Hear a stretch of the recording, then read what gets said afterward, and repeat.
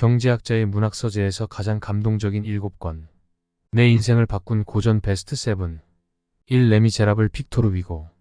인간과 사회와 역사를 모자이크한 세기의 걸작. 2. 안나 카레니나 레프 톨스토이.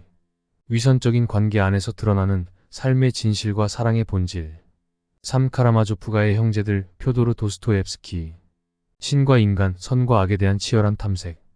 4. 햄릿 윌리엄 셰익스피어. 끝없이 갈등하고 흔들리는 인간 본질의 결정체. 5. 데미안 헤르만 헤세. 어른으로 성장해 가는 한 소년의 성장통. 6. 노인과 바다 어니스트 헤밍웨이. 한 인간의 실존적 투쟁과 꺾이지 않는 의지. 7. 1984 조지 오웰. 지금도 우리를 감시하는 빅브라더의 시선. 1. 레미제라블 빅토르 위고. 인간과 사회와 역사를 모자이크한 세기의 걸작. 빅토르 위고. 1802년 프랑스의 부장송에 태어났다. 아버지의 뜻에 따라 대학에서 법학을 공부했지만 뛰어난 문학적 재능으로 일찌감치 작가의 길로 들어섰다. 1851년 나폴레옹 3세의 쿠데타에 반대하다가 국외로 추방을 당하여 19년에 걸쳐 망명 생활을 했다. 이 시기에 레미제라블을 비롯한 징벌 바다의 노동자들 등 그의 대표작 대부분이 출간되었다. 1870년 보불전쟁으로 나폴레옹 3세가 몰락하자 파리 시민의 열렬한 환호를 받으며 프랑스로 돌아왔다. 1876년에 상원의원으로 당선됐으나 1878년에 뇌출혈을 일으켜 정계에서 은퇴한 뒤 1885년 파리에서 숨을 거두었다. 그의 장례는 프랑스 국장으로 치러졌고 200만 명의 인파가 애도하는 가운데 그의 유해는 판테온에 안장되었다. 걸작의 탄생. 레 미제라블은 빅토르 위고 평생의 역작이자 프랑스 문학의 걸작이라는 평가를 넘어 서양 문학사의 가장 위대한 소설 중 하나로 평가받는 소설이다.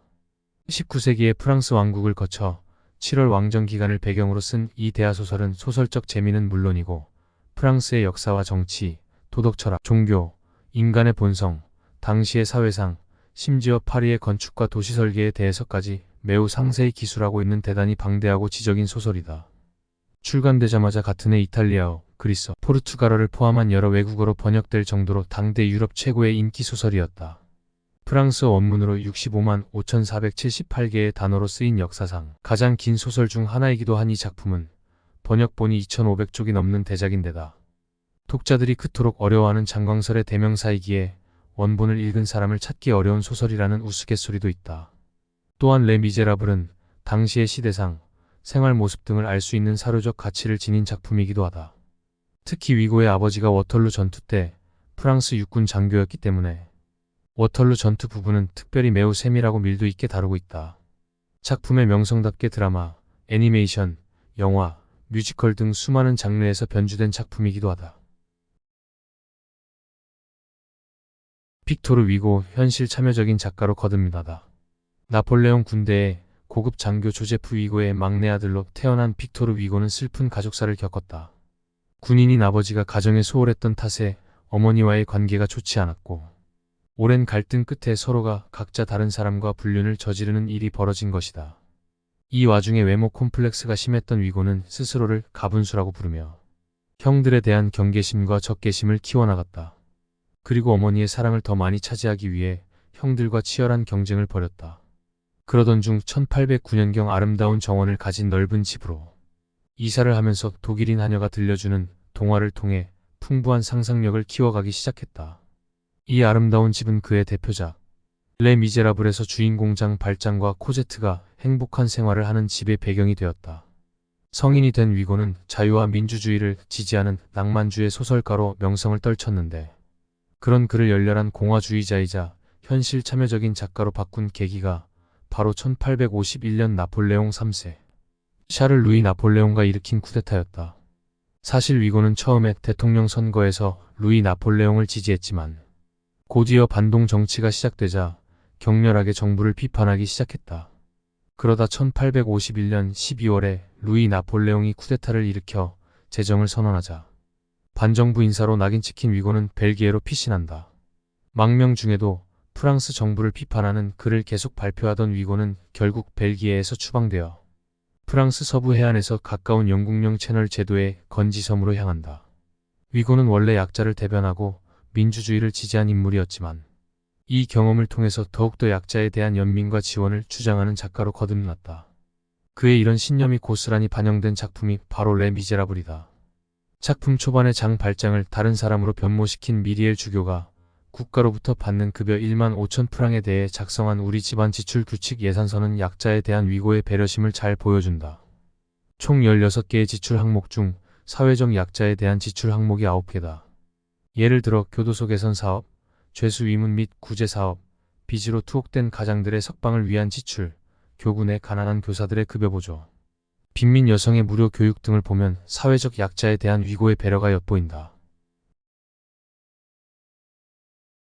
위고가 레 미제라블에 담고 싶었던 메시지.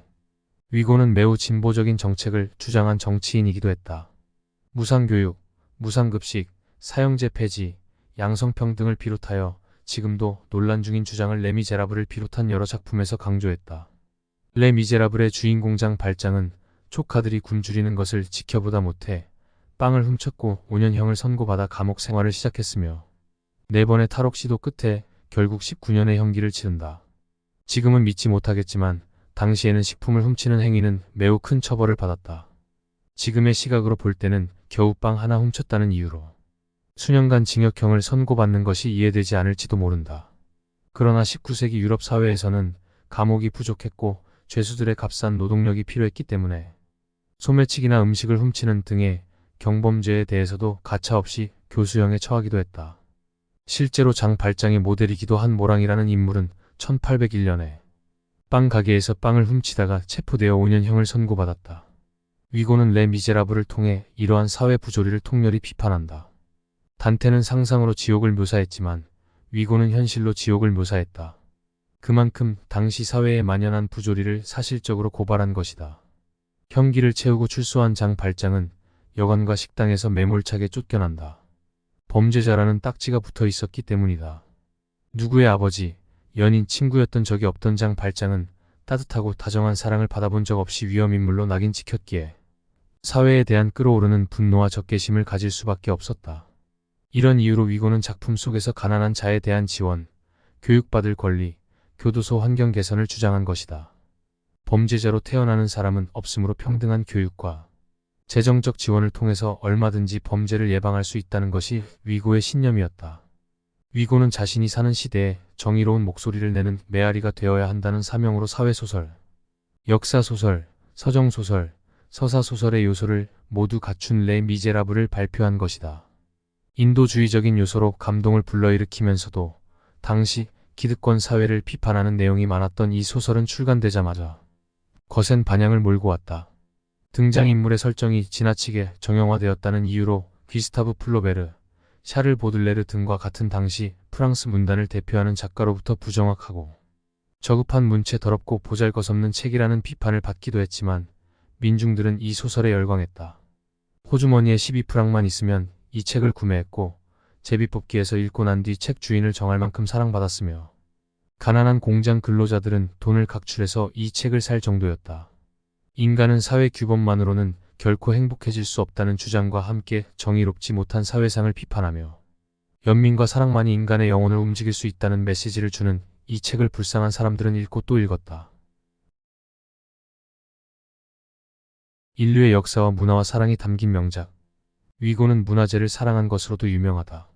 그래서 노트르담 드 파리를 비롯한 여러 작품에 문화재에 대해 지독하리만큼 상세하고 정확한 묘사를 남겼다. 그의 작품이 끊임없이 뮤지컬이나 영화로 제작되는 이유는 스토리가 워낙 극적이기도 하지만 문화적 배경을 역사 사료만큼이나 정확하게 묘사했기 때문에 촬영이나 공연을 위한 세트 제작이 용이하기 때문이라는 이유도 있다. 과거의 화려한 모습은 온데간데 없이 버려지고 파괴된 노트르담 성당을 본 위고는 슬픔에 빠졌고 노트르담 성당의 재건을 위해 노트르담 드 파리를 썼다. 독자들이 쓸데없는 장광설이라고 치부하는 파리의 축제와 노트르담 성당 구조에 대한 묘사는 위고의 문화재 사랑에서 비롯된 것이다. 이런 위고의 문화재 사랑은 독자들에게도 전달되어서 노트르담 드 파리가 발표된 이후 성당 재건을 위한 대대적인 모금 운동이 일어났고 아름다운 모습의 노트르담 성당이 재건될 수 있었다. 레 미제라블 또한 오늘날 파리의 관광 명소가 된 유적에 주목한다. 노트르담 드 파리와 레 미제라블은 둘 다 민중의 아픔을 노래한 작품이지만 흥미롭게도 전자가 지배층을 상징하는 성당을 재조명했다면 후자는 하층민을 상징하는 하수도에 주목했다. 위고는 왜 더럽고 위험하기 짝이 없는 하수도에 주목했을까? 사실 인간 문명의 발달은 하수도와 깊게 연관되어 있다. 하수도가 잘 정비된다는 것은 위생 여건이 좋아진다는 뜻이니 인간의 평균 수명이나 사회가 안정되는 데 크게 기여한다. 따지고 보면 유럽을 강타했던 흑사병의 대유행도 비위생적인 환경 탓도 있으니까 말이다. 위고가 유독 파리의 하수도에 주목하고 7년 동안의 악전고투 끝에 완성한 하수도 정비 사업을 진보를 능가하는 혁명이라고 찬양하며 공사 책임자 불인조를 위대한 영웅으로 묘사한 또 다른 이유가 있다. 위고 자신이 생태운동가로서의 면모를 가지고 있었기 때문이다. 위고는 파리는 매해 2,500만 프랑을 물에 버린다라며 개탄했다. 위고는 중국의 농사법을 예로 들면서 분뇨를 하수도에 버리는 당시 상황을 안타까워했다. 중국 농부는 프랑스 사람들이 오물이라고 생각하는 분뇨를 통에 담아 거름으로 사용하기 때문에 중국의 대지는 아브라함의 시대만큼 건강하다라고 말했다. 거름으로 사용할 수 있는 소중한 자원을 하수도에 버림으로써 엄청난 돈을 그냥 버리는 것이나 다름없다는 것이다. 물론 위고의 주장을 온전히 수용하기는 어렵다. 당시 파리 시민으로서는 분뇨를 하수도나 바다에 버리는 것 이외에는 대안이 없었다. 그리고 분뇨를 거름으로 활용한 중국이나 조선도 전염병을 피하지는 못했다. 그러나 주변에 있는 하찮은 것이라도 자원으로 재활용해야 한다는 생각 자체는 시대를 앞서 나갔다고 인정할 만하다. 흔히 레 미제라블을 대표하는 명장면으로 장 발장이 다친 마리우스를 업고 하수도로 도망치는 장면을 꼽는다. 그러나 이 장면 바로 앞에는 파리는 그 아래에 또 하나의 파리를 가지고 있다. 하나의 하수도의 파리로 시작하는 32쪽 분량의 파리 하수도의 위험과 정비 사업 역사를 설명하는 내용이 나온다. 장 발장이 마리우스를 둘러매고 하수도를 통해서 도망칠 수 있었던 것은 하수도를 잘 정비한 덕분이라는 사실을 독자들에게 넌지시 알려주는 것이다. 하수도 탈출 장면이 서사소설로서의 백미라면 하수도 정비 장면은 역사소설로서의 백미가 아닐까. 노트르담 드 파리가 노트르담 성당이라는 문화 유적을 되살리자는 경각심을 불러일으킨 것처럼 레 미제라블은 파리 시민의 건강을 책임지는 하수도에 대한 비상한 관심을 끌어냈다. 그 결과 파리는 세계 최초로 하수도를 관광자원으로 승화시켰다. 1867년쯤 이미 파리 하수도를 구경하는 관광상품이 성황리에 운영되기 시작했다. 당시 파리 하수도 관광객은 특별히 마련된 마차나 바지선에 승선해서 하수도 기술자의 안내에 따라 파리 하수도를 구경했다. 위고가 레 미제라블에 남긴 하수도 역사보다 상세하고 정확한 사료는 지금까지 존재하지 않는다고 한다. 파리가 여전히 아름다울 수 있는 것은 위고가 그토록 주목한 하수도가 제 역할을 하고 있기 때문이다. 그러나 이 모든 사회상의 반영에도 불구하고 레 미제라블을 단지 사회고발 소설로 읽을 이유는 없다. 장 발장이 사랑하는 코제트의 결혼식을 마치고 집으로 돌아와서 코제트가 어린 시절 입었던 옷가지를 꺼내 들고 우는 대목에서 눈물을 흘리지 않을 독자는 드물 것이다. 이렇듯 레 미제라블은 인류 공통의 인간미를 노래하는 소설이기도 하다. 그리고 이 모든 거대한 주제의식이 촘촘하고 아름답게 어우러진 문학사상 최고의 걸작이다. 이상으로 픽토르 위고의 레 미제라블이었습니다. 이 안나 카레니나 레프 톨스토이 위선적인 관계 안에서 드러나는 삶의 진실과 사랑의 본질. 레프 톨스토이 1828년 러시아 남부의 야스나야 폴ля나에서 톨스토이 백작 집안의 넷째 아들로 태어났다. 2살과 9살 때 모친과 부친을 여의고 이후 친척집을 전전하며 어린 시절을 보냈다. 1851년 입대한 뒤 여러 전투에 참전했고 1852년 자전적인 첫 소설 유년시대를 발표하면서 단번에 국민 작가로 자리매김했다. 이후 야학을 운영하거나 교육 잡지를 발행하는 등 농민 계몽운동과 어린이 교육에 관심을 기울이며 다양한 사회활동을 펼쳤다. 전쟁과 평화 이반 일리치의 죽음 부활 등 말년에도 걸작을 발표하면서 인류 역사상 가장 위대한 작가 중 한 명으로 꼽힌다. 톨스토이는 왜 위대한가? 러시아 소설가 하면 많은 사람들이 도스토옙스키와 톨스토이를 떠올린다. 누가 더 위대한 작가인가에 대한 논쟁도 끊이지 않는다. 독자들 사이의 의견은 분분할지 모르지만 영미권 작가나 전문가들을 대상으로 설문조사를 하면 언제나 최고의 자리는 톨스토이의 안나 카레니나가 차지한다. 괜히 톨스토이를 작가의 작가라고 부르는 것이 아니다. 우리나라에서는 바보 이반이나 사람은 무엇으로 사는가와 같은 톨스토이가 말년에 쓴 작품이 아이들에게 도덕적 가치를 교육하는 수단으로 반복적으로 출판되고 읽히는 경향이 있다. 그러나 2017년경부터 안나 카레니나가 경쟁적으로 번역 출간되기 시작하고 특히 2017년에서 2019년 사이에 3종의 새로운 안나 카레니나 완역본이 출간되면서 우리나라에서도 톨스토이의 작품이 광범위하게 읽히기 시작했다. 우리나라의 톨스토이 열풍을 안나 카레니나가 열었다고 해도 틀린 말이 아닐 것이다. 톨스토이의 많은 작품 중에서 유독 안나 카레니나가 독자와 작가 사이에 인기가 높은 이유는 일단 재미있기 때문이다.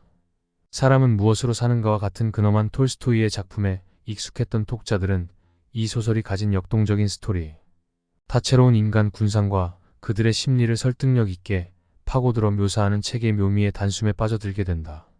톨스토이는 관념적이고 형이상학적인 것을 혐오하고 쉽고 구체적이며 실용적인 것을 추구했던 작가다.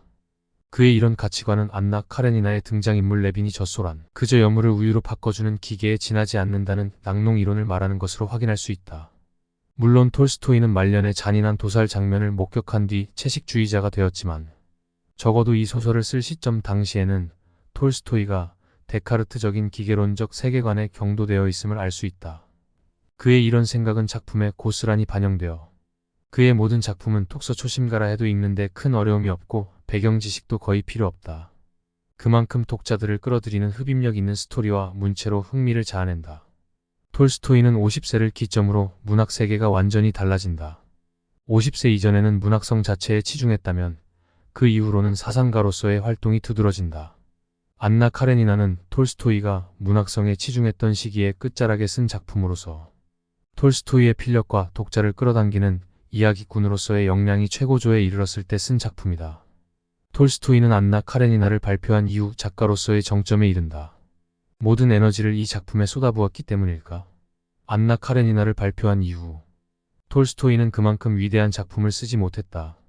말년에 또 다른 걸작 부활을 발표하긴 했지만 이 작품에서는 안나 카레니나 초반 7장에 걸쳐 구현한 고도의 문학성을 찾기 어렵다는 평이 많다.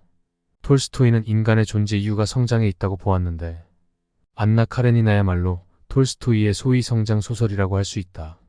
불륜을 저지른 안나와 브론스키는 기차역에서 만났고 안나는 기차역에서 자살로 생을 마감한다. 안나와 브론스키의 사랑은 기차역에서 한치도 앞으로 나아가지 않았다는 점은 톨스토이가 생각한 성장이 좌절되었음을 암시한다. 반면 레빈과 키티는 눈빛만으로 서로의 감정을 교감하며 성장해 나간다. 결혼 초기에는 레빈 자신이 결혼에 대한 회의도 있었고 서로에 대한 불신도 생긴 터라 두 사람은 사소한 것에서부터 부딪히고 갈등하지만 결국 서로를 이해하고 용서하는 관계로 성장한다. 이와 달리 안나와 브론스키는 서로의 속마음을 숨긴 채 오해하고 결국에는 서로를 용서하지 못함으로써 파멸에 이른다. 안나 카레니나는 사랑으로 사람이 어떻게 성장하고 파멸해 가는지 여실히 보여주며 사랑에 빠지고 질투하며 화해해 나가는 과정을 탁월한 인간 심리로 묘사한다. 안나 카레니나가 여전히 우리를 매혹하는 이유. 불륜과 결혼이라는 소재로 이토록 다양한 인간의 감정을 보여주고 그에 따른 등장인물의 행동과 사건을 생생하게 서술하며 당대의 사회문제, 종교, 법률, 결혼제도, 예술, 철학에 이르기까지 소설 속에 녹여낸 톨스토이의 필력과 지성을 읽다 보면 왜 톨스토이가 이토록 오랫동안 회자되는 소설가인가를 납득하게 된다. 한 작가가 나이나 성별, 신분이 다양한 사람들의 섬세한 감정을 생생하게 묘사하고 귀족 문화부터 농노들의 생활을 사실적으로 담아내며 사회제도와 법률을 비롯한 여러 학문에 대한 방대한 지식을 작품 속에 이토록 정확하게 녹여내는 것은 쉬운 일이 아니다. 게다가 이 소설에는 상당히 많은 등장인물이 등장한다. 주변 인물 모두가 각자의 개성을 부여받고 주인공들 또한 생생하고 현실적인 인물로 입체적으로 다가온다는 점 또한 매우 놀랍다. 안나와 브론스키를 비롯해서 톨스토이를 대변하는 인물인 레빈과 그의 아내 키티, 그리고 완벽을 추구하지만 결국 불행해지는 안나의 남편 카레닌 모두가 자신들의 이야기로 독자들에게 명장면을 선사한다. 이 소설의 명목상의 주인공은 안나와 브론스키지만 실질적인 주인공은 레빈이라는 사실을 소설을 읽은 사람이라면 누구나 알 것이다. 레빈은 톨스토이의 분신과도 같은 인물이다. 레빈이 키티에게 청혼하는 방법은 톨스토이가 소피아에게 청혼했던 방법과 정확히 일치한다. 레빈이 방탕했던 미혼 시절의 일기를 키티에게 읽게 하여 올린 일 역시 톨스토이가 소피아에게 저지른 일이었다. 물론 톨스토이가 아기가 있어 그런 것은 아니었다. 그는 부부 사이에는 비밀이 없어야 하니 결혼 전에 있었던 일도 솔직하게 알려야 한다고 생각했다. 안나 카레니나에는 수많은 명장면이 나오지만 많은 독자들이 레빈의 풀베기 장면을 절대로 잊지 못할 것이다. 레빈은 농부들 사이에 끼어 앞쪽으로 나아갔다. 풀베기가 한참 진행되었을 때도 별로 고된 줄 몰랐다. 자신이 무슨 일을 하고 있는지 모를 정도의 무의식 상태가 자주 왔다. 낫이 제 스스로 풀을 베어나갔다. 무척 즐거운 순간이었다. 계속해서 풀을 벨수록 레빈은 조금 더 자주 황홀한 순간을 경험했다. 그 찰나에는 자기 팔이 낫을 쓰는 것이 아니라 낫 스스로 생기 넘치는 자신의 육체, 자신을 스스로 지각하는 그 육체를 앞서서 이끌었다. 레빈은 시간이 얼마나 지나고 있는지도 몰랐다. 레빈에게 얼마 동안 풀베기를 했느냐고 질문을 하면 아마도 반 시간 정도 했을 것이라고 대답할 것이었다. 그렇지만 이미 점심 나절이 다가오고 있었다. 이 장면은 톨스토이가 세상의 진리와 인생의 행복이 농민의 삶 속에 있다는 생각을 극적으로 표현한 부분이다. 레빈은 귀족이다. 그런데도 그는 농민과 함께하고 싶어 했고 그 방법을 연구하기도 했으나 생각만큼 농민과의 거리는 좁혀지지 않았다. 그러다가 마침내 레빈이 실제로 농민들과 함께 노동할 때 비로소 농민과 한 몸이 되었으며 농민과의 벽이 허물어졌다. 톨스토이는 몰입이야말로 자아를 해방하는 가장 좋은 방법이라고 생각했으며 레빈의 풀베기 장면을 통해서 자신의 신념을 생생하게 구현했다. 레빈이 직접 농장 경영에 참여하고 농민을 교육하는 일에 몰두하는 모습은 톨스토이가 안나 카레니나를 집필할 무렵 가졌던 신념을 고스란히 소설 속에 투영한 것이다. 삶과 사랑에 대한 톨스토이의 철학. 톨스토이는 오랜 고민 끝에 인생을 가장 현명하고 행복하게 사는 비결을 찾아냈다. 그것은 바로 죽음을 기억하란 것이다. 톨스토이는 안나 카레니나를 쓸 당시 이미 죽음에 대해서 깊은 고민을 하고 있었다. 자살을 시도할 생각을 여러 번 하기도 했다. 그는 죽음에 대한 고민과 성찰을 자신의 분신인 레빈을 통해서 표현했다. 레빈은 키티와의 결혼 생활이 안정되어 가고 자식도 얻었지만 죽음을 생각하고 극심한 허무감에 빠진다. 어떤 일을 해도 의미를 찾을 수 없는 상태에 빠진다. 레빈의 이런 상황은 톨스토이가 나이 50이 되어가는 시점의 상태와 정확하게 일치한다. 방황하던 레빈은 마침내 한 농부에게서 해답을 찾는다. 삶이란 그저 착하게 사는 것이라는 농부의 평범한 말에 레빈은 착하게 사는 것만이 인간을 행복하게 만드는 길이며 나아가 죽음을 기억하는 것이야말로 삶을 가장 보람되고 현명하게 사는 방법이라는 것을 깨닫는다. 죽음은 과거의 것이 아니고 다가오는 일이다. 그런데 어떻게 기억하라는 것일까? 톨스토이가 쓴 이반 일리치의 죽음에서 판사인 이반 일리치의 부고가 직장에 전해지자 동료들은 그의 죽음을 애도하기보다는 이반 일리치의 죽음으로 자신이 가게 될 자리를 먼저 생각한다. 심지어 그의 가족조차 자기 일에 더 몰두하는 모습을 보인다. 인간은 죽음을 남의 일로 여기고 자신과는 무관한 것으로 생각하기 마련이다. 그러나 우리 모두는 언젠가 죽음을 맞이해야 하는 존재다. 그 사실을 인식하고 산다면 하루하루를 더 소중히, 더 행복하게 살아갈 수 있다는 것이 톨스토이가 내린 결론이다.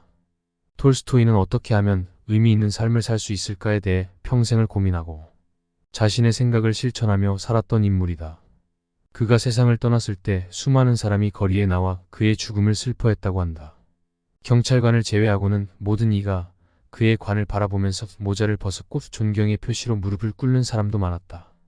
장지까지 따라온 수천 명의 인파 중에는 전쟁과 평화나 부활을 읽어보기는커녕 책 제목 자체도 모르는 사람이 대부분이었다고 한다. 그들의 대다수는 글조차 읽을 수 없었던 농부였기 때문이다. 러시아의 또 다른 황제로 불렸던 톨스토이가 이토록 존경을 받았던 이유는 그가 약자를 위한 삶을 살고자 했던 실천적 지식인이었기 때문이다. 안나 카레니나에는 톨스토이가 생각하는 삶의 진정한 가치, 인간의 도리와 사랑의 본질 등 인간이라면 누구나 진지하게 고민하는 문제에 대한 톨스토이의 철학이 가득 담겨 있다. 안나 카레니나가 단순히 아름답고 비극적인 사랑 이야기로만 읽히지 않는 이유다.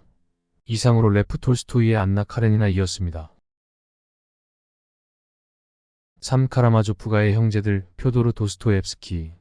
신과 인간, 선과 악에 대한 치열한 탐색. 표도르 도스토옙스키. 1821년 자선병원 의사의 둘째 아들로 태어났다.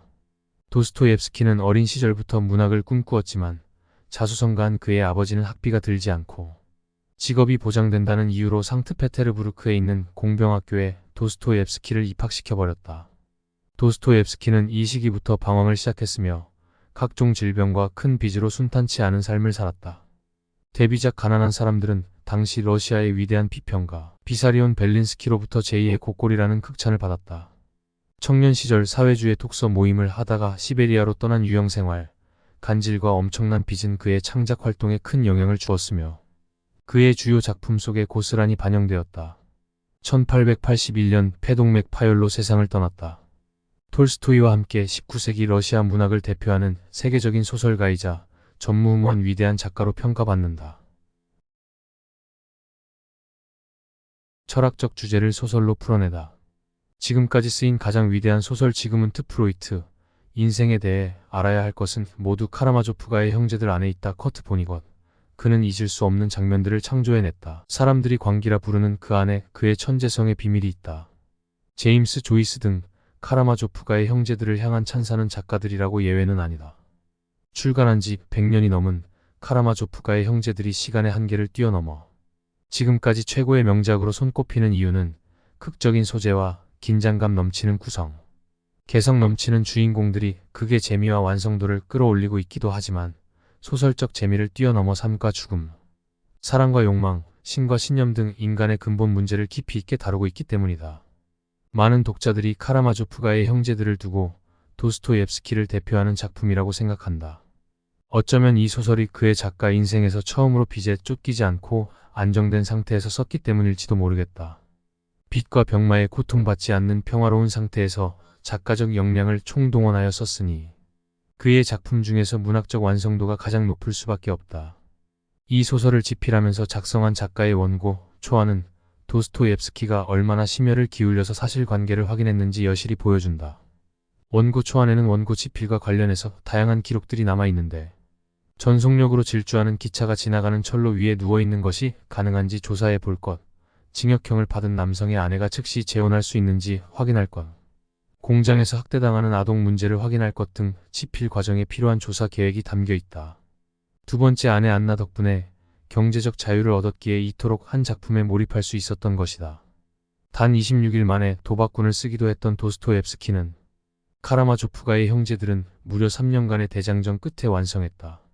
이 소설은 돈, 치정, 친부 살해 같은 선정적이면서도 통속적인 소재로 종교, 철학, 심리 등과 같은 형이상학적인 주제를 다뤘다는 점에서 높이 평가받는다. 도스토옙스키의 사상과 예술이 총집약된 작품으로 이 소설 한 권에 도스토옙스키의 작가적 역량, 살아온 인생, 종교적 통찰이 모두 담겨 있다고 해도 틀린 말이 아니다. 만약 이 세상에 애정소설, 가정소설, 심리소설, 정치소설, 추리소설, 종교소설의 요소를 모두 갖춘 소설을 꼽으라면 당연히 카라마조프가의 형제들이다. 이토록 방대하면서도 등장인물 모두가 뚜렷한 개성을 가지고 있으며 모든 서사가 촘촘히 엮여 있다는 것만으로도 도스토옙스키의 천재성을 인정하지 않을 수 없다. 다양한 학문이 융합된 사상적 깊이에도 불구하고 러시아 문학에서 가장 매력적인 대중소설의 위치를 차지하고 있다는 점 또한 놀랍다. 이런 작품을 인간이 쓸 수 있단 말인가? 카라마조프가의 형제들은 탐욕스럽고 방탕하고 인색한 아버지 표도르 카라마조프와 세 아들 사이에서 벌어지는 살인과 치정을 다룬다. 장남 드미트리는 약혼녀를 두고도 부유한 상인의 처빈 그루센카를 보고 한눈에 반해서 그녀와 결혼하기로 결심한다. 한편 호색한인 아버지 표도르 또한 그루센카에 빠져서 3천 루블을 미끼로 그녀를 유혹한다. 드미트리는 그루센카와 결혼하기 위해 아버지로부터 돈을 뜯어내려는 심산을 공공연히 드러낸다. 공교롭게도 그 즈음 아버지 표도르가 살해되었고 그가 그루센카를 유혹하려고 준비해 두었던 3천 루블이 없어지자 드미트리는 유력한 용의자로 지목받아 체포된다. 표도르의 사생아이자 집안의 하인이었던 스메르자코프가 둘째 아들 이반의 암묵적 동의하에 표도르를 살해했지만 결국 드미트리가 진범으로 인정되어 유죄 판결을 받는다. 선정적이고 통속적인 줄거리지만 카라마조프가의 형제들은 읽어나가기 쉽지 않은 소설이다. 이 소설 속에는 다양한 종교적 논쟁, 철학, 정치, 심리 등에 대한 담론이 가득하기 때문이다. 그러나 초반부 종교와 관련된 부분만 잘 넘어가면 모래알처럼 흩어졌던 이야기가 하나로 응집되면서 다 읽고 나서 몇 개월이 지나도록 소설 속 주인공이 계속 떠오르는 후유증을 겪게 된다. 이 책을 읽은 독자들은 어떻게 인간이 이렇게 방대하면서도 작품의 길이가 느껴지지 않을 만큼 엄청난 흡인력을 가진 작품을 썼는지 혀를 내두른다. 혹자는 악마의 힘을 빌려서 쓴 소설이라고 평가할 정도다. 결국 도스토옙스키가 하고 싶었던 말. 이토록 위대한 작가 도스토옙스키가 평생 갈구한 것은 사랑이었다. 그는 자신의 마지막 작품이 된 카라마조프가의 형제들을 통해서 평생 추구했던 사랑의 본질을 제시했다. 도스토옙스키는 언제나 화목하고 사랑이 넘치는 가정을 꾸리고 싶어 했다. 그는 출산을 앞둔 아내를 위해서 산파가 사는 집을 매일 오가곤 했다. 평소 길눈이 어두웠기에 막상 아내 안나가 출산에 임박했을 때 산파집을 제대로 찾지 못할까 걱정했기 때문이다.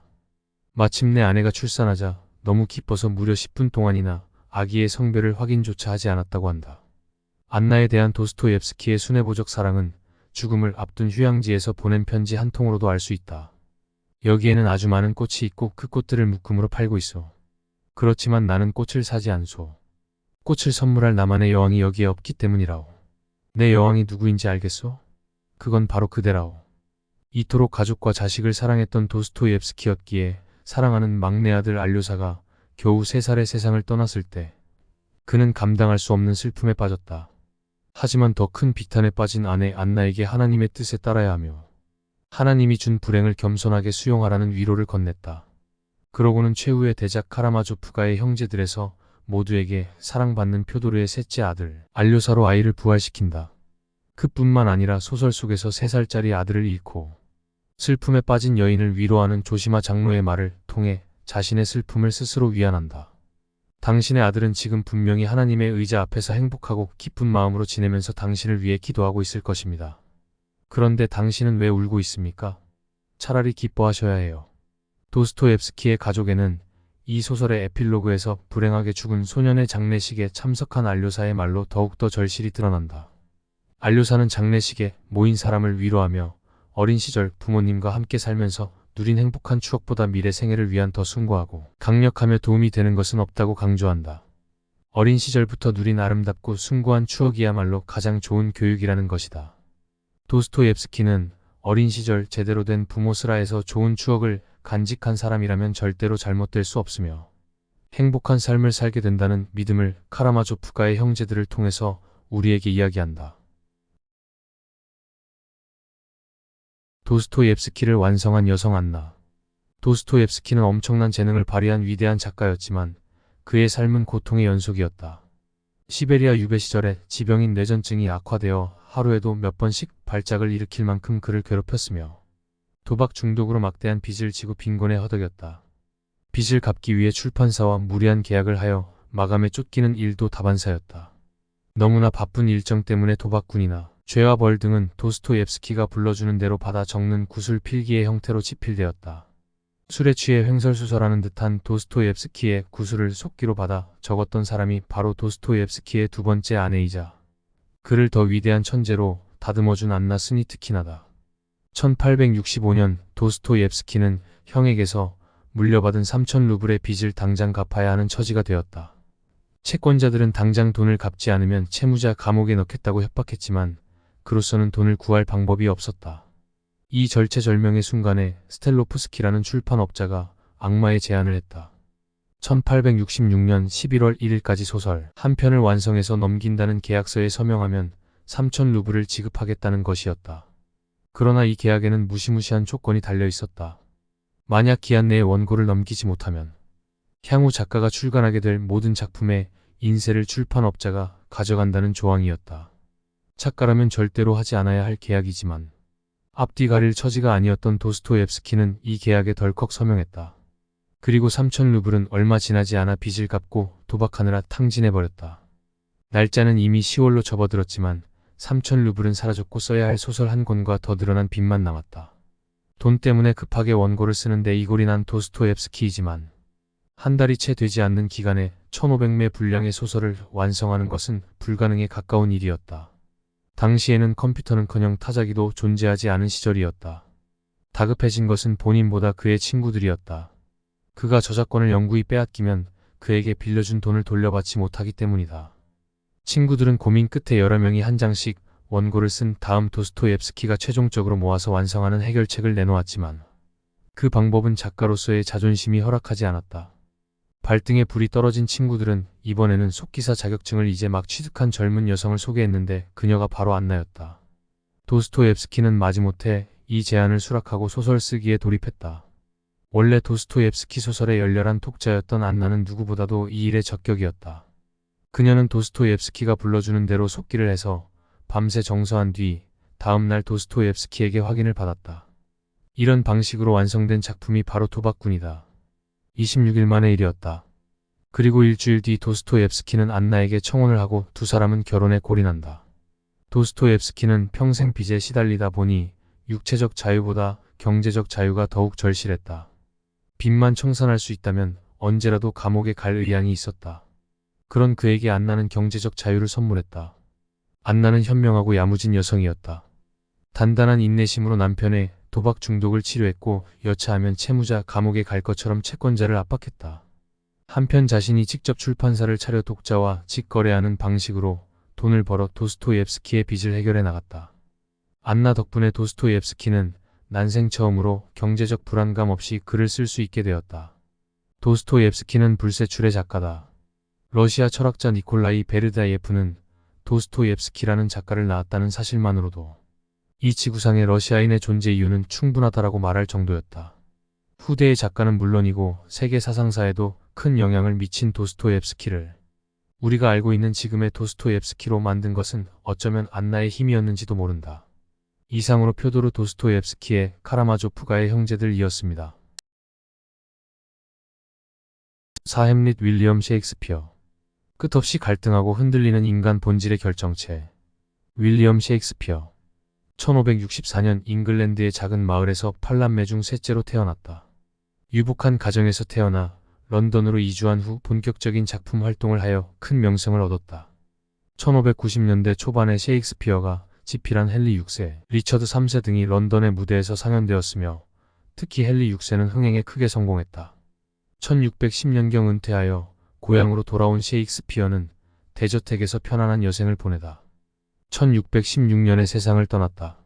극작가로서 활동한 기간은 1590년에서 1613년까지 24년 정도인데 이때 희비극을 포함하여 총 38편을 발표했다. 오셀로, 리어왕, 맥베스 등 인간 심리를 통찰하는 수많은 명작을 남겼으며 그가 남긴 모든 작품은 영문학 최고의 걸작이라 평가받는다. 셰익스피어 영어를 확장하다. 영국인들은 셰익스피어를 인도와도 바꾸지 않겠다고 혼한다. 물론 문화 제국주의적 발언이기는 하지만 그만큼 영국인들에게 셰익스피어는 자부심이라고 할 수 있다. 영문학을 대표하는 대문호이지만 셰익스피어에 대한 비판도 만만찮다. 셰익스피어가 남긴 대다수 작품은 유럽에 떠돌던 민담, 소설, 희곡을 당시 연극 관객의 취향에 맞게 각색한 것이다. 그러나 이러한 비판이 셰익스피어의 명성을 깎아내릴 수는 없다. 아무리 입에서 입으로 전해지는 민담이라고 해도 그것을 희곡으로 구현하는 것은 쉬운 일이 아니다. 셰익스피어가 활동하던 당시 영국은 공문서나 학술서를 대부분 라틴어로 썼고 최초의 영어 문법책조차도 라틴어로 썼다. 당시 영국을 비롯한 유럽의 상류사회는 대부분 프랑스어를 사용했다. 프랑스어는 고급스럽고 우아한 언어이며 영어는 낮은 계층의 사람들이 쓰는 언어라고 생각한 것이다. 19세기 러시아 문학을 보면 당시 러시아 상류층도 프랑스어를 일상어로 사용했다는 것을 확인할 수 있다. 이런 상황에서 영어로 쓰인 셰익스피어의 작품은 영어라는 변방 언어의 위상을 크게 높였다. 라틴어로만 출간된 성서를 1611년에 처음으로 영어로 쓴 킹제임스 성경처럼 언어적 측면에서 큰 공헌을 한 것이다. 즉 투박하고 단순한 언어라고 치부되었던 영어를 품이 넘치고 다양한 의미를 표현할 수 있는 언어로 격상시킨 것이다. 또한 셰익스피어는 영어의 어휘력을 확장했다. 언어는 그 어휘의 수에 따라 위상이 달라진다.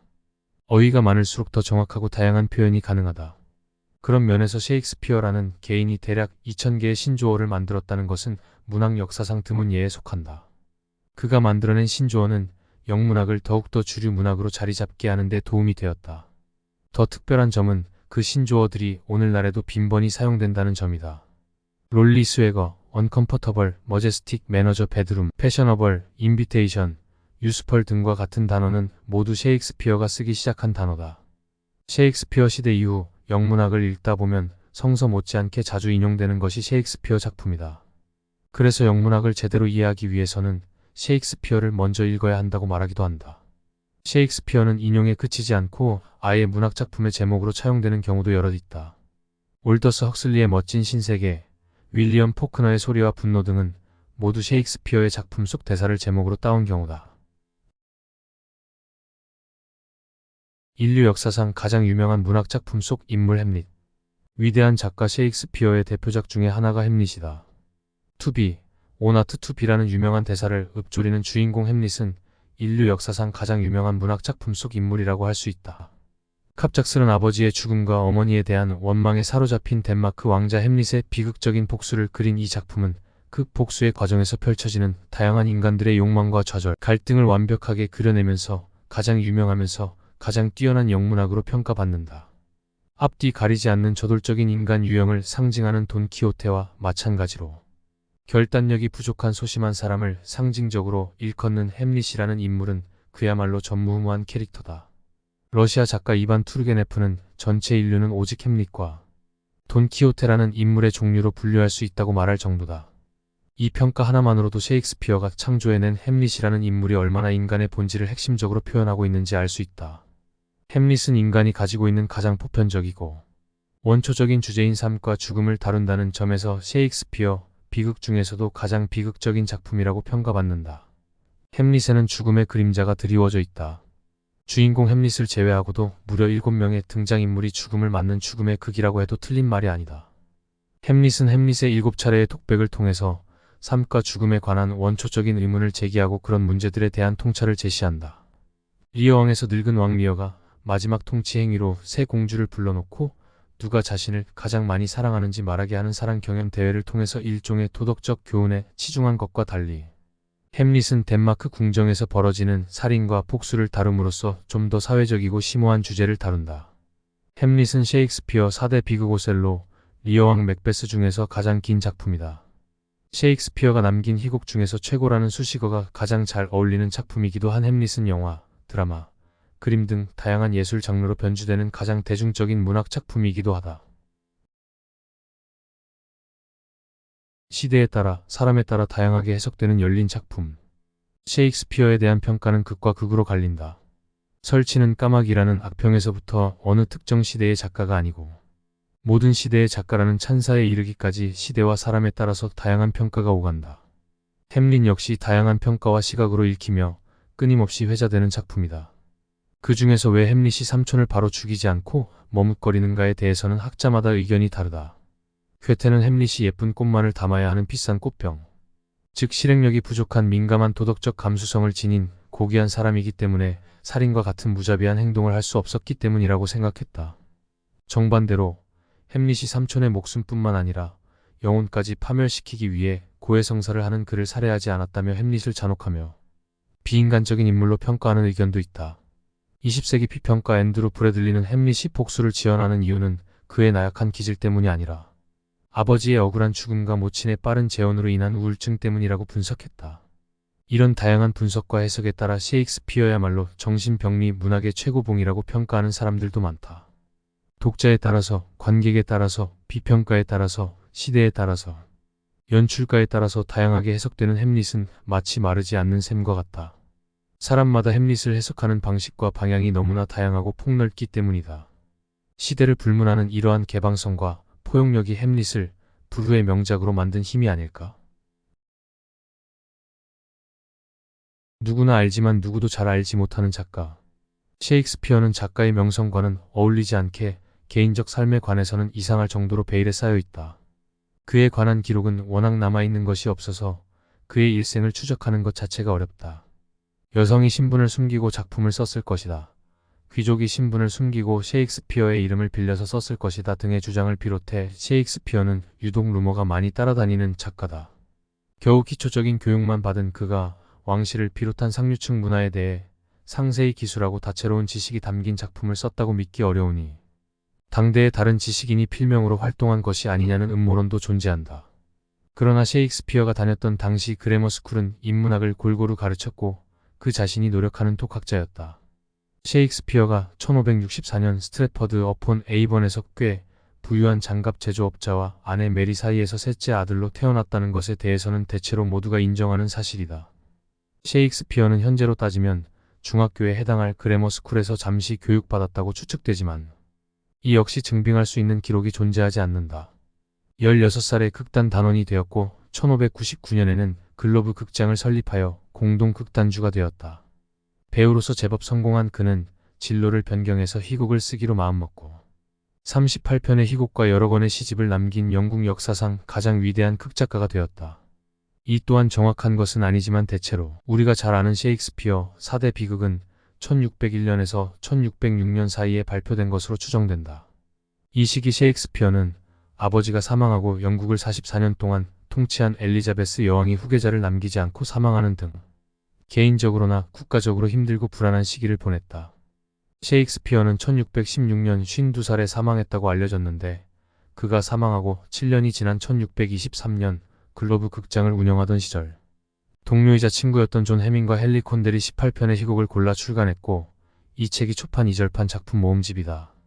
물론 그 이전에도 그의 희곡 작품집이 출간되기는 했지만 초판 2절판은 당시까지 출간된 여러가지 판본을 비교 분석해서 오류를 수정한 가장 완성도 높은 작품집이다. 셰익스피어가 쓴 거의 모든 작품이 연극으로 공연되었고 지금도 여전히 그의 작품은 영화로, 드라마로 재해석되고 또 다른 작품에 영감이 된다. 특히 햄릿은 지금도 누군가가 읽고 해석하고 분석하는 불세출의 작품이다.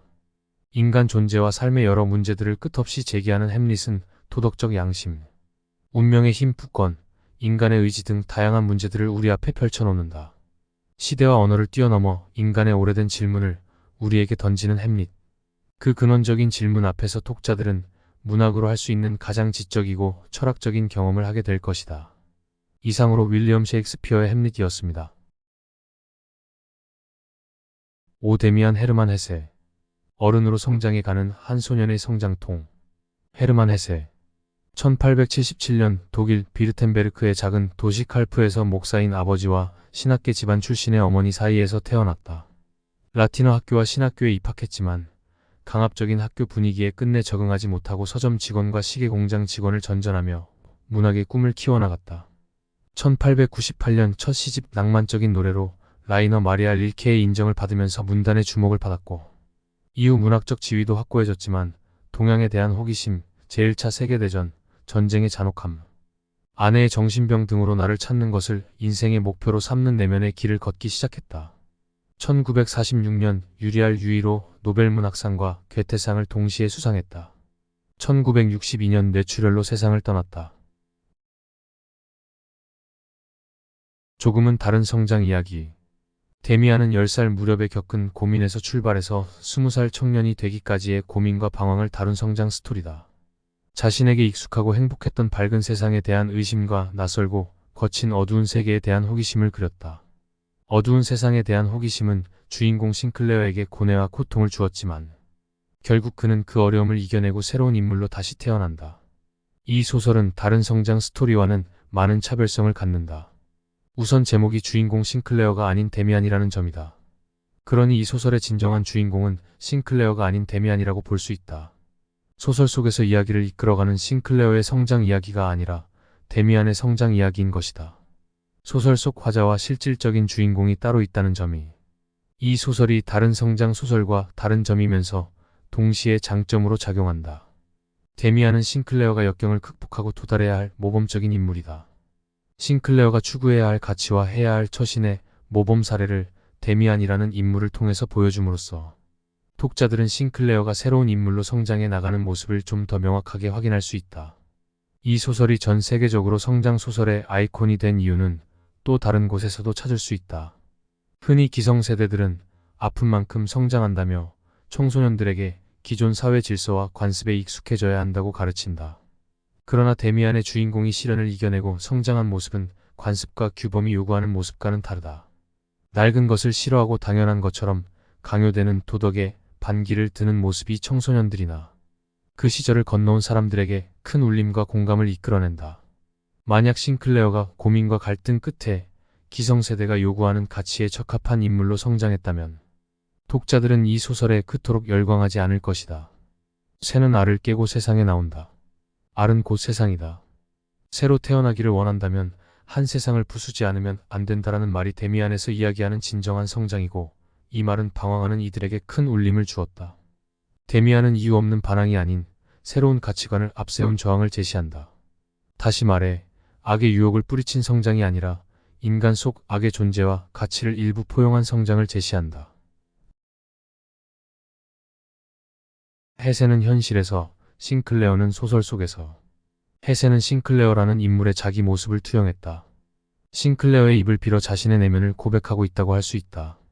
싱클레어가 부유한 부모와 형제자매, 그리고 아녀의 따뜻한 보살핌이 있는 밝은 세상에서 나와 처음으로 만난 어두운 세상은 불량소년 무리의 우두머리인 프란츠 크로모다. 10살 무렵 싱클레어는 자신의 남자다움을 과시하고 우두머리인 크로모에게 잘 보이기 위해 하지도 않은 도둑질을 했다고 거짓말을 한다. 악당 크로모는 이 거짓말을 빌미로 싱클레어의 악행을 고자질하겠다고 협박하여 싱클레어로부터 돈을 갈취한다. 크로모의 무리한 협박과 요구에 싱클레어는 좌절하고 고통스러워하며 난생 처음으로 세상은 마냥 밝은 곳만은 아니라는 것을 실감한다. 자신을 도와줄 것으로 기대했던 싱클레어의 친구들은 일찌감치 크로모에게 붙어 그의 하수인이 되어버렸다. 독자들은 이 과정에서 냉혹한 현실과 마주한다. 니콜로 마키아벨리는 군주론을 통해서 사람은 자신에게 위력을 행사하고 불이익을 줄 수 있는 사람보다 자신에게 잘해주고 친절을 베푼 사람을 더 쉽게 배신한다고 통찰했다. 사회생활을 하다 보면 누구나 한두 번쯤은 겪게 되는 이기적인 인간의 모습을 싱클레어는 이미 10살 때 경험한 것이다. 친한 친구의 배신에 고통스러워하는 싱클레어 앞에 데미안이 나타난다. 싱클레어를 고난에서 해방시켜준 데미안은 싱클레어에게 성경에서 아벨을 살해한 악인 카인에 관해 전혀 다른 의견을 말한다. 모든 사람은 카인을 살인자로 보지만 자신은 카인이 용기와 개성이 넘칠 뿐만 아니라 하나님의 각별한 표시를 지닌 인물이라고 생각한다는 것이다. 예수 옆에서 십자가에 매달린 두 도둑에 대해서도 데미안은 색다르게 해석한다. 예수 옆에서 참회의 눈물을 흘리며 죽어간 도둑보다 회개하지 않고 자신의 길을 가겠다며 죽어간 도둑이야말로 자신의 길을 걸어간 개성 있는 카인의 후손이라는 견해였다. 싱클레어는 데미안의 새로운 생각을 수용하고 앞으로 자신이 추구해야 할 가치로 설정한다. 데미안이 말하고 싶은 것은 악에 대한 숭상이 아니다. 데미안은 세상이 하나님이라는 신 말고 다른 것으로도 이루어져 있다고 말한다. 그러면서 하나님을 제외한 다른 것은 모두 악마로 여겨지고 숨겨지며 뭉개진다고 지적한다. 해세는 데미안의 입을 빌려 전쟁을 거치면서 극명하게 나타난 이분법적 사고를 비판하고 싶었던 것이다. 전쟁은 나는 선이자 진리이며 상대는 악이자 거짓이라는 이분법에 따라서 발생한다. 해세가 데미안에서 말하고 싶었던 것은 어느 한쪽만이 진리라는 극단적인 이분법적 세계관에 반대하며 타인에 대한 관용으로 타인이 가지고 있는 다름을 인정하고 포용해야 평화로운 세상이 온다는 메시지였다. 세상의 절반이 아니고 전부를 봐야 한다는 것이 데미안의 주제다. 데미안은 해세의 자전적 요소가 강한 소설이다. 이 소설을 발표할 때 사용한 해세의 필명이 싱클레어라는 점도 싱클레어가 해세의 소설 속 분신이라는 주장에 설득력을 더한다. 필명으로 발표한 데미안의 실제 저자가 해세라는 사실을 가장 먼저 눈치챈 인물이 해세의 우울증을 치료한 칼 구스타프 융이라는 것도 이 소설이 해세의 자전적 고백이라는 사실을 증명한다. 데미안을 발표했을 때 해세는 이미 40대에 접어든 중년이었다. 중년의 나이에 이르러 자신의 10대 때 감성을 현실감 있게 묘사했다는 점에서 그의 섬세하고 치밀한 감성을 엿볼 수 있다. 자신의 껍질을 깨고 조우하는 세상. 데미안은 제1차 세계대전의 포성이 한참이던 1916년에 써서 전쟁이 끝난 1919년에 발표된 작품이다. 해세는 전쟁의 한가운데서 누구나 느낄 수 있는 인간의 야만성, 사회 혼란, 인간성 상실에 대한 성찰을 책 안에 담았다. 해세는 누구보다 구속과 관습에 따르지 않으려고 노력한 인물이다. 해세는 출판사와도 인쇄 문제로 잦은 충돌을 일으켰고 다른 출판사와 계약함으로써 불만을 표출하기도 했다. 우울증으로 고생했고 결혼 생활도 순탄치 않았다. 그렇다고 해세가 비정한 사람은 절대로 아니었다. 데미안을 유심히 읽어보면 알겠지만 해세는 세상에 존재하는 모든 사람을 각자 특별함을 지닌 소중한 존재로 인식했다. 세상사 무엇보다 평범한 사람의 이야기와 삶이 무엇보다 소중한 문학적 자산이라고 여겼다. 그래서 그 소중한 하나뿐인 생명이 전쟁으로 인해서 무분별하게 희생되는 현실을 견딜 수가 없었다. 그는 인간 부조리와 잔혹함을 탐구하려 끝없이 노력했고 그 성찰의 결과가 바로 데미안이다. 데미안은 그 유명세만큼 난해한 것으로 유명하다. 또한 종교적 담론이 자주 등장해서 이 소설을 읽으려면 기독교에 대한 이해가 있어야 하는 거 아니냐는 의문도 갖게 한다. 사실 해세가 소설을 쓸 때 기독교적 세계관과 지식에 취약한 다른 문화권 독자를 배려했다고 보기는 어렵다. 그러나 서양 문학에서 종교를 빼면 뭐가 남을까? 웬만한 서양 고전은 기독교적 색채가 배어 있다. 더구나 데미안에서 언급하는 종교적 담론은 종교를 뛰어넘어 인간이라면 한 번쯤은 고민하는 문제와 연결되어 있다고 보아야 한다. 물론 데미안을 좀 더 깊게 이해하고 싶다면 창세기 정도는 읽어보는 게 좋다. 자신이 살았던 시대를 사실적으로 담아내면서 시대와 세대를 아우르는 메시지를 탁월한 솜씨로 엮어낸 소설을 읽는 것은 행운이다. 데미안을 온전히 이해하는 것은 새가 알을 깨고 세상에 나오는 것처럼 쉬운 일은 아니지만 알에서 깨어나 만난 세상이 훨씬 더 넓고 아름다운 것처럼 데미안을 읽기 전에 나보다 읽고 난 후에 내가 좀 더 맑고 깊은 눈으로 세상을 바라보게 될 것이다. 인생의 고비를 건너고 난 해세의 고백. 해세가 태어난 작은 도시 칼프는 자연경관이 매우 아름다웠다. 해세는 자신을 둘러싼 아름다운 자연 속에서 동물과 식물을 관찰하면서 큰 관심을 가졌는데 이런 경험이 그의 상상력과 관찰력을 키워주었다. 아버지는 아들이 자신처럼 성직자가 되기를 바라는 마음에서 해세를 신학교에 입학시켰으나 그는 시인이 아니라면 그 어떤 것도 하지 않을 것이라며 자살을 기도하기도 하고 교과서를 팔아치운 돈으로 권총을 사는 등 신학교에서는 도저히 용납할 수 없는 행동으로 학교를 그만둘 수밖에 없었다. 1년 뒤에 다시 학교로 돌아갔지만 적응하지 못하고 자퇴한 후에 시계 공장에서 톱니다 바퀴를 닦는 일을 3년간 하다가 문학에 대한 열정에 사로잡혀 작가의 길로 들어섰다. 1904년에 발표한 장편 소설 향수로 작가적 명성을 얻고 9살 연상의 사진작가 마리아 베르누이와 결혼하여 한동안 행복한 시절을 보냈지만 반복되는 일상에 적응하지 못하고 끊임없이 떠돌아다녔다. 제1차 세계대전 때는 문학으로 전쟁에 참여하고 싶지 않다는 발언 때문에 고국 독일에서 매국노로 낙인 찍혔다. 그래서 데미안을 에밀 싱클레어라는 필명으로 발표했다. 이미 베스트셀러 작가였던 그가 왜 굳이 필명으로 소설을 발표했는가에 대한 여러 가지 설이 있다. 자신의 명성을 감추고 오직 작품성만으로 승부하겠다는 의지의 표명이라는 설이 있지만 역시 조국을 배신한 매국노라는 대내외의 비난을 의식했다는 설이 유력하다. 결혼 생활이 불행해지면서 아내 베르누이는 심각한 신경쇠약과 우울증을 앓았고 해세 자신도 심한 우울증 때문에 요양원 신세를 져야 했다. 요양원에서 태어나고 자신의 지병과 환경을 둘러싼 심적 체험을 바탕으로 쓴 소설이 바로 데미안이다. 톨스토이가 나이 50을 기점으로 인생의 의미와 죽음을 다룬 또 다른 문학 세계로 나아간 것처럼 해세도 우울증이라는 중대한 사건을 기점으로 전혀 다른 내적 변화를 경험했으며 그 결과물이 데미안인 것이다. 톨스토이가 50에 회심을 했다면 해세도 불혹을 넘어서 제2의 탄생을 했다. 데미안은 인간이 어떤 방식으로 자신에게 닥친 위기를 극복할 수 있는지에 대한 해세의 고백이라고 할 수 있다. 이상으로 헤르만 해세의 데미안이었습니다. 육노인과 바다. 어니스트 해밍웨이. 한 인간의 실존적 투쟁과 꺾이지 않는 의지. 어니스트 해밍웨이 1899년 미국 일리노이주 오크파크에서 태어났다. 고등학교 졸업 후 대학 진학을 포기하고 1917년 캔자스시티 스타의 수습기자로 일을 시작했다. 1918년 제1차 세계대전 중에 적십자 야전병원 수송차 운전병으로 이탈리아 전선에서 복무했으며 전선에 투입되었다가 다리에 중상을 입고 귀국했다.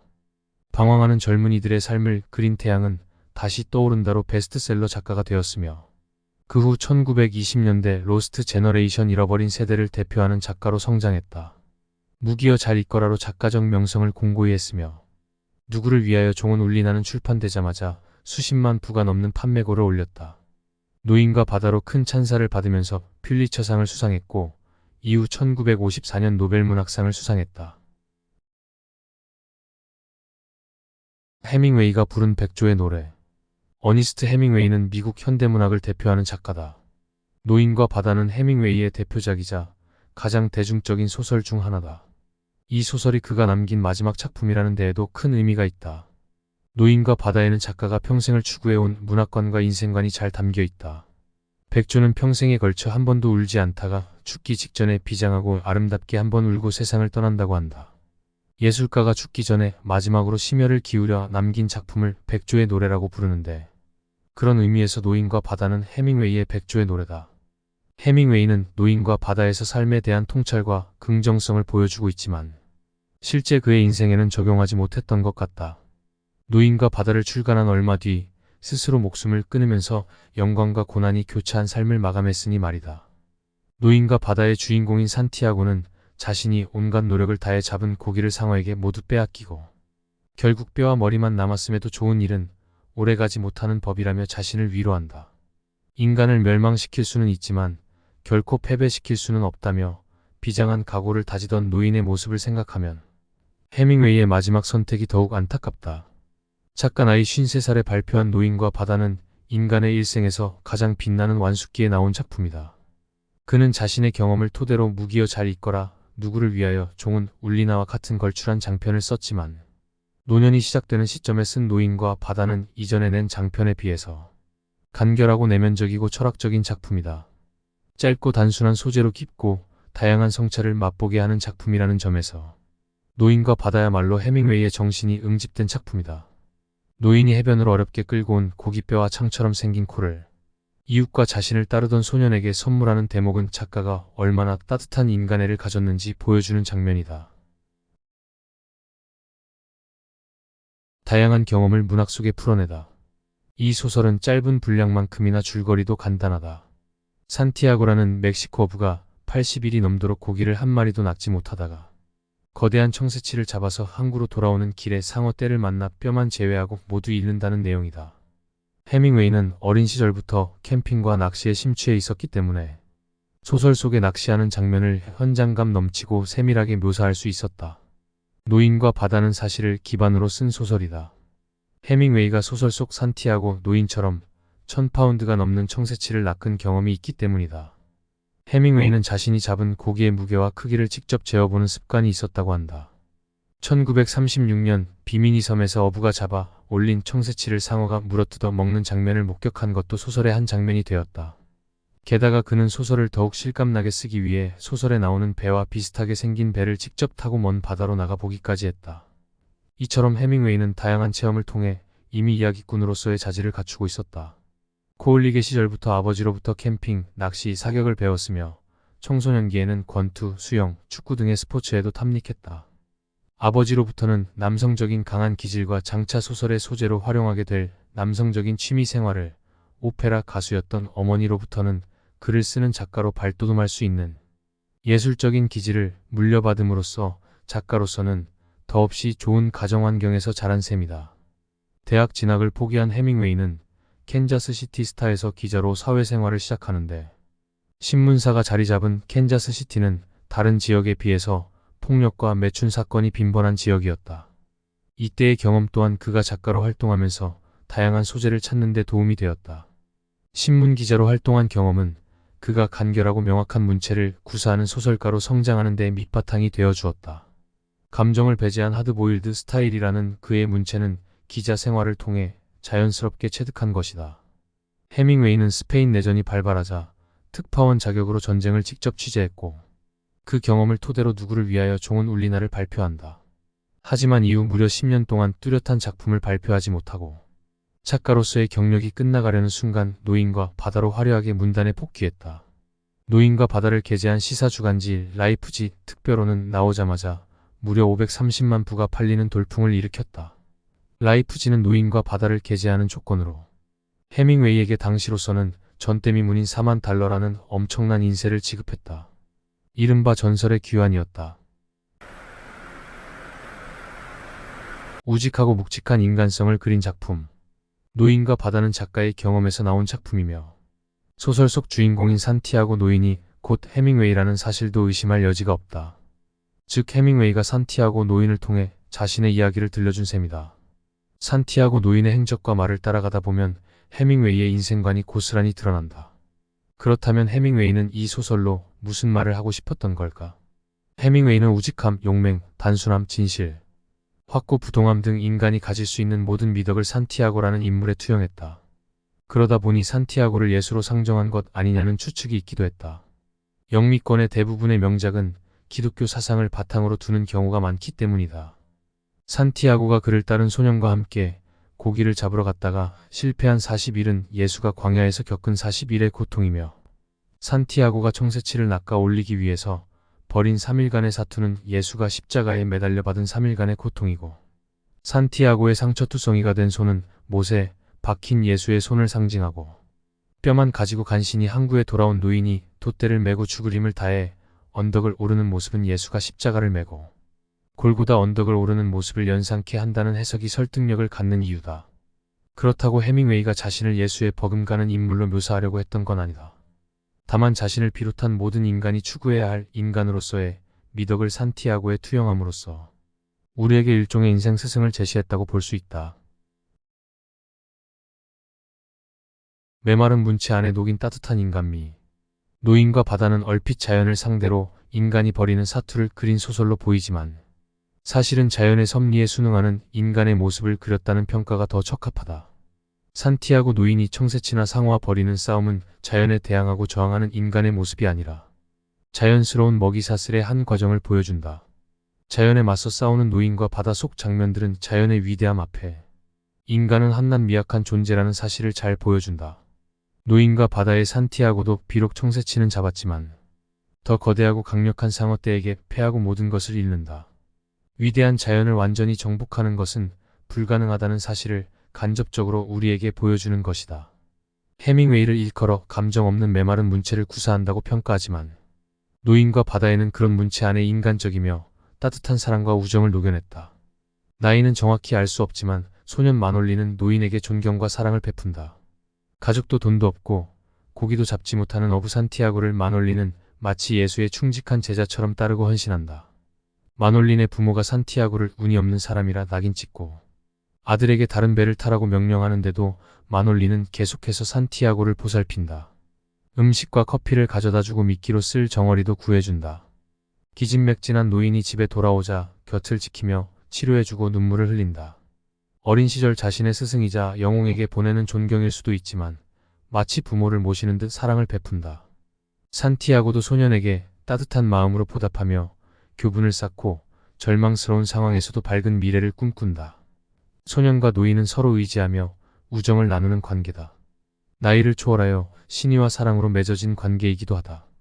뼈만 남은 청새치를 잡아온 노인을 비웃지 않고 존경심을 보여주는 이웃과 상처투성이가 된 노인의 손을 보고 눈물을 흘리는 소년의 모습은 인간미의 극치다. 극적인 서사가 없어 지루하고 건조한 작품이라 생각하다가도 이 장면에서는 누구나 뜨거운 감동을 느낄 것이다. 해밍웨이는 노인과 소년을 통해서 인간이 나눌 수 있는 가장 이상적인 관계를 보여주며 나아가 절망과 반목이 아닌 희망과 사랑으로 가득 찬 세상을 꿈꾼다. 노인과 바다는 모든 것을 잃은 노인의 절망을 이야기하는 작품이 아니라 우정과 사랑만 있다면 그 어떠한 고초도 이겨낼 수 있다는 희망을 이야기하는 작품이다. 사람은 혼자서는 살아갈 수 없다. 수많은 사람과 사랑과 믿음의 관계를 맺고 서로의 의지가 되어 살아가야 한다. 노인과 바다에서 해밍웨이가 하고 싶은 말도 그것이다. 마놀린과의 우정을 통해서 다시 한번 청새치를 잡을 수 있다는 용기와 힘을 얻는 산티아고 노인처럼 사람의 미래는 사람이다. 이상으로 어니스트 해밍웨이의 노인과 바다이었습니다. 1984 조지 오웰. 지금도 우리를 감시하는 빅브라더의 시선. 조지 오웰.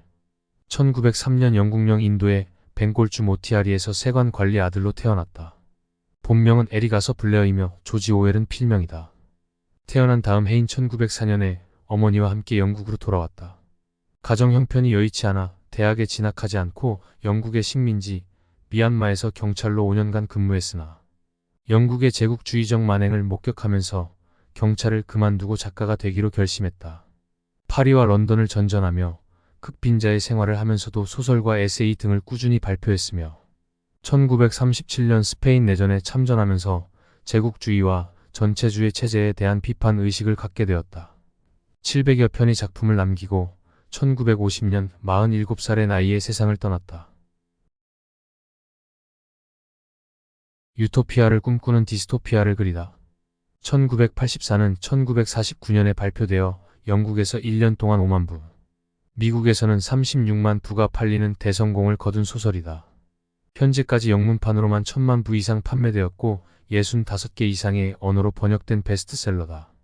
1984는 조지 오웰이 쓴 마지막 작품으로서 평생 동안 축적된 그의 정치적 견해와 사상이 가장 잘 반영된 소설이기도 하다. 오웰은 1984로 절대적인 권력이 어떻게 인간의 존엄성과 자유를 말살할 수 있는지를 적나라하게 보여주었다. 소설 속 오세아니아라는 전체주의 국가에서는 개인의 생활을 철저하게 부정하며 가정이라는 개념이 없다. 역사와 기록은 조작되고 언어는 왜곡되어 사람들의 사고 능력은 제한된다. 자식이 부모를 고발하는 등 도덕이 타락하고 인간 존엄성이 말살된 세상이 바로 오세아니아다. 이 소설은 디스토피아 소설의 출발을 알린 중요한 저작이다. 그러나 단순히 유토피아 실현이 불가능하다는 암울한 메시지를 주는 책은 아니다. 1984는 디스토피아 세계를 현실감 있게 묘사함으로써 전체주의를 비판하고 경고하지만 아무리 비참한 디스토피아일지라도 인간 개개인이 비판적 사고와 행동을 잃지 않으려고 노력한다면 유토피아를 구현할 수 있다는 희망을 이야기하는 소설이다. 다르게 말하면 이 소설은 우리가 인간 존엄성과 자유를 지키지 않으면 소설 속 오세아니아와 같은 세상이 올 수도 있다는 일종의 경고라고 할 수 있다. 이 소설의 주인공 윈스턴은 비참한 결말을 맞이하지만 자신이 투쟁에서 이겼다고 단언함으로써 유토피아 실현에 대한 희망을 전한다. 이 점이 1984를 단순한 디스토피아 소설로만 보기 어려운 이유이며 이 소설이 가지고 있는 문학적, 사회적 가치다. 이 소설은 우리나라에서 이미 1950년대에 번역, 출간되었지만 당시로서는 먼 미래인 1984년을 다뤘다는 점에 초점을 맞추어 미래를 다룬 판타지 소설로 인식하는 분위기였다. 당시 우리나라는 여전히 국가 권력에 의해 개인의 자유와 존엄성이 박탈되는 시대였지만 소설의 비판적 메시지에 주목하여 당시 우리 사회의 강압적인 현실을 비판적으로 바라보는 시선은 많지 않았다. 조지 오웰의 반체제 정신은 어디에서 왔을까? 1984에서 읽을 수 있는 권위와 독재에 대한 오웰의 비판 의식은 상당 부분 자기 경험에서 비롯되었다. 오웰은 8살부터 14살까지 세인트 시프리언스 예비학교를 다녔다. 사립기숙학교였던 이곳은 이튼스쿨 같은 명문 학교 입학을 최우선 목표로 삼고 아이들에게 강압적인 교육을 실시했다. 체벌과 언어적 폭력은 일상이었다. 영국을 대표하는 문인 세뮤얼 존슨조차 체벌이야말로 가장 좋은 교육수단이라 여겼듯이 과거 영국 학교들은 체벌을 당연시했고 대나무로 아이들을 때리는 일이 흔했다. 어린 시절 가난하고 심약했던 오웰은 교장으로부터 온갖 매질과 학대를 당해야 했다. 오웰이 다닌 사립학교는 주로 상류층이 다녔기 때문에 학비가 비쌌다. 1년 학비가 180파운드였는데 이는 오웰의 아버지가 받았던 연금의 절반 수준이었다. 교장은 장학금에 의지할 수밖에 없었던 오웰을 무시하고 학대했으며 이때부터 오웰은 가난한 자의 서름과 고통을 절실히 느꼈다. 학교를 졸업한 오웰은 경제적 사정이 여의치 않아 명문대학에 진학하지 못하고 10대 후반의 나이로 대영 제국의 경찰이 되어 미얀마에 부임했다. 하지만 미얀마에서 제국주의가 식민지에 가한 착취와 폭력을 목격하고 본격적으로 반제국주의자가 되었다. 휴가차 영국에 돌아온 오웰은 식민지 주민 못지않은 고통과 가난에 시달리는 또 하나의 계층, 즉 노동자 계급이 존재한다는 것을 자각하게 된다. 또한 1936년 의용군으로 참전한 스페인 내전의 경험은 그를 전체주의에 대한 비판 작가로 만들기에 충분했다. 정치 소설을 예술의 경지로. 오웰은 글쓰기를 일종의 숙명적 책무로 인식한 작가였다. 그는 폭로해야 할 사회적 부조리, 대중이 꼭 알아야 할 어떤 진실이 있기에 글을 쓸 수밖에 없다고 여겼다. 그가 병마와 싸워가며 1984를 최후의 걸작으로 남긴 이유도 마찬가지다. 진실을 숨기고 왜곡하여 미래도 독재자의 입맛에 따라 조작하며 대중들을 복종시키는 사회가 올 수도 있다는 것을 경고하고 싶었기 때문이다. 비슷한 시기에 활동한 영국 작가 제임스 조이스, 버지니아 울프 등은 주로 인간의 내면 세계를 다룬 작품을 발표했지만 오웰은 사회, 정치, 권력에 대한 냉철한 비판의 시선을 거두지 않았다. 다른 영국 작가들에게서 발견하기 어려운 매우 특별한 문학적 가치를 추구한 작가였다고 할 수 있다. 동시대 다른 작가들이 문학의 예술성에 치중했다면 오웰은 문학의 사회적 책임에 몰두했다고 볼 수 있다. 그의 문학적 지론은 현재는 정치 시대다. 만약 당신이 침몰하는 배에 타고 있다면 당신은 침몰하는 배를 주시할 것이다라는 말로 요약된다. 인간 존엄성을 말살하는 국가라는 침몰하는 배를 비판하고 인간 존엄성을 추구해야만 하는 정치적 작가로서의 운명을 밝힌 것이다. 오웰이 1984를 지필하던 1940년대 유럽은 혼돈과 위기의 시대였다. 파시즘과 나치즘의 광풍이 몰아치면서 세계대전이 일어났고 그 여파로 세계 경제마저 휘청거렸다. 마치 침몰하는 배와 같았던 당시 유럽 상황을 고려하면 작가가 한가로이 예술을 위한 예술에 몰두하기는 어려웠을 것이다. 그러니 오웰에게 전체주의에 대한 비판이야말로 당장 꺼야 할 급한 불이었다. 오웰은 작가라면 모름지기 위험을 무릅쓰고라도 현재의 정치 상황과 고통받는 인간의 현실을 직시해야 한다고 주장했고, 그러한 자신의 주장을 1984에 고스란히 담았다. 동시대인의 고통과 혼란한 정치 상황은 오웰이 작가가 된 이유이기도 하다. 오웰은 자신이 만약 평화로운 시기에 살았다면 다른 작가들처럼 작가로서의 명성, 예술에 대한 열정에 기반한 수려한 문체나 인물 묘사에 치중한 글을 썼을 것이라고 밝힌 바 있다. 그렇다고 해서 오웰이 암울한 시대 상황을 고발하는 데에 몰두한 건조한 글만 쓴 건 아니다. 오웰은 말년에 이르러 자신의 정치적 소설을 예술적 작품으로 승화시키고 싶어 했다. 따라서 1984를 읽는 독자들은 작품 속에 담긴 인간성 파괴와 비참한 현실을 읽으면서도 전체주의 사회에 항거하는 인간의 모습을 흥미진진하게 읽기도 한다. 오웰 또한 소설 내용이 너무 정치에 치중하면 독자들 입장에서 읽기가 부담스럽고 등장인물들에게서 생동감을 느낄 수 없다는 우려를 했다.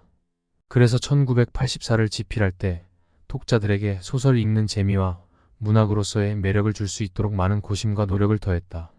그가 아무리 정치적 비판 의식을 담아 소설을 썼다 해도 결국 소설이라는 장르는 미학적 장치를 가미할 수밖에 없다. 1984는 정치적 소설을 넘어 사랑소설로 읽을 수 있는 서사가 존재한다. 이 소설의 배경이 되는 오세아니아에서는 사랑이 바탕이 된 성행위를 금지한다. 인간으로서 누리는 가장 기본적인 욕구인 사랑의 감정마저 정부가 통제하는 것이다. 그렇다면 사랑이 따르는 성행위야말로 전체주의 정부에 항거하는 용감한 수단이자 해방구인 셈이다. 따라서 주인공 윈스턴이 감시를 피해 사랑하는 연인 줄리아와 성행위를 하는 것 자체가 오웰이 추구한 전체주의에 대한 개인의 저항을 상징한다고도 볼 수 있다. 오웰이 구축한 세밀한 인물 묘사 덕분에 독자들은 윈스턴과 줄리아의 위험한 사랑이 제발 이루어지기를 바라게 된다. 더구나 1984의 첫 문장. 4월 맑고 쌀쌀한 어느 날이었다. 시계가 13시를 알리고 있다는 이 소설이 가지고 있는 문학적 아름다움을 상징하는 명문장으로 영문학 역사상 가장 뛰어난 첫 문장으로 찬사를 받는다. 이렇듯 1984는 정치적 비판 의식과 문학으로서의 작품성을 하나로 융합한 예술적 가치가 뛰어난 소설이다. 지금도 여전한 1984의 시대. 1984라는 제목은 오웰이 이 소설을 쓴 1948년의 48을 84로 뒤집은 것이다. 오웰 자신도 1984년이라는 정확한 시기를 염두에 두고 글을 쓴 것은 아니다. 주인공 이름인 윈스턴 스미스도 당시 정치가였던 윈스턴 처칠과 영국에서 가장 흔한 이름인 스미스를 빌린 것에 불과하다. 이 소설은 오웰이 막연하게 수십 년쯤 지나면 이렇게 폭력적이고 강압적인 정부가 나타나지 않을까 하는 상상력에 기반해 썼다. 그러나 오웰의 상상력은 1984년이라는 시기뿐만 아니라 그 시기를 훨씬 지난 지금까지도 여전히 유효하다. 그가 우려한 전체주의 정부의 악행을 세계 곳곳에서 발견할 수 있으니 말이다. 1984가 출간된 지 70년이 넘었지만 이 소설의 영향력은 여전히 현재 진행형이다. 이 소설을 읽지 않은 독자라고 할지라도 서구에서는 하나의 고유명사로 자리잡은 소설 속 독재자 빅브라더라든가 빅브라더가 당신을 지켜보고 있다라는 문구는 햄릿의 죽느냐 사느냐 그것이 문제다라는 대사만큼이나 유명하다는 걸 알고 있을 것이다. 또한 영화와 연극, 심지어 회화로도 재생산되고 있는 것을 생각하면 이 소설이 가지고 있는 영향력과 지속성을 짐작할 수 있을 것이다. 이 소설은 오웰의 통찰과 해안이 유감없이 발휘되었는데 우선 개인의 생활을 낱낱이 감시하는 텔레스크린이라는 장치가 대표적이다. 현재 한국을 비롯한 대부분 나라는 개인의 안전과 범죄를 예방한다는 명목으로 CCTV를 촘촘하게 설치해서 개인의 일거수일투족을 지켜보고 있다. CCTV를 이용해 타인의 일상을 감시자처럼 지켜보는 것은 국가나 단체뿐만 아니라 평범한 개인도 하는 일이다. 부모는 CCTV를 이용해서 아이들이 놀고 있는 놀이터나 유아원을 지켜보기도 하고 업주는 가게에서 일하는 직원을 CCTV로 지켜본다. 편의점에서 일하는 직원들은 본인이 근무하는 동안 업주나 상사가 마치 소설 속 빅브라더처럼 자신을 지켜보는 환경에서 일하는 경우가 많다. 학교도 마찬가지다. 학교 폭력이나 안전사고를 예방한다는 명목으로 교내 곳곳에 CCTV가 설치되어 있다. 현대인은 자신도 모르는 사이에 자신의 일상을 누군가에게 감시받으면서 살아가는 것이다. 우리가 분신처럼 사용하는 휴대전화는 어떤가? 우리가 언제 어디서 무엇을 구매했는지, 누구와 통화를 했고, 어떤 내용을 문자 메시지로 주고받았는지 모두 알고 있다. 내가 가지고 다니는 도구가 내가 의식하지 못하는 사이에 나를 감시하는 빅브라더인 셈이다. 1984에는 당이 발표한 모든 예측은 정확한 것이라고 증명이 되며 불필요한 사건이나 의견은 모두 삭제되었다는 구절이 나온다. 권력자의 입맛에 따라 뉴스나 통계 자료마저 왜곡하는 모습은 지금도 자주 볼 수 있다. 권력자에 의한 언론 통제나 조작은 오웰이 이 소설을 쓰면서 통찰한 것처럼 공산주의뿐만 아니라 자본주의 사회에서도 폭넓게 자행되고 있는 것이 현실이다. 모든 것을 왜곡해서 자신들의 목표를 달성하는 권력층, 자기 편이라는 이유로 조건 없이 지지하고 복종하는 진영 논리. 아무런 비판 의식 없이 맥주, 축구, 영화에만 탐닉하는 우리들의 모습은 소설과 별반 다르지 않다. 어떤 독자는 이 소설의 내용이 지극히 상식적이어서 식상하고 재미없다고 평가하기도 하고, 또 다른 독자는 어렵고 지루하다는 평가를 내놓기도 한다. 하지만 1940년대에 쓴 소설이 2020년대에 상식이 되었다는 자체만으로도 이 소설은 읽을 만한 가치가 충분하다. 이 점이야말로 작가의 천재성과 놀라운 작가적 상상력을 반증하는 것이니 말이다. 누구나 읽을 수 있는 쉬운 정치소설이 마치 추리소설을 읽는 듯한 재미를 선사하면서도 지금의 사회 작동 원리를 비판적으로 바라보게 하고 그 시스템 안에서 무비판적으로 살아가는 우리의 모습을 돌아볼 수 있게 한다는 사실은 1984가 위대한 소설인 가장 강력한 이유다. 이상으로 조지 오웰의 1984이었습니다.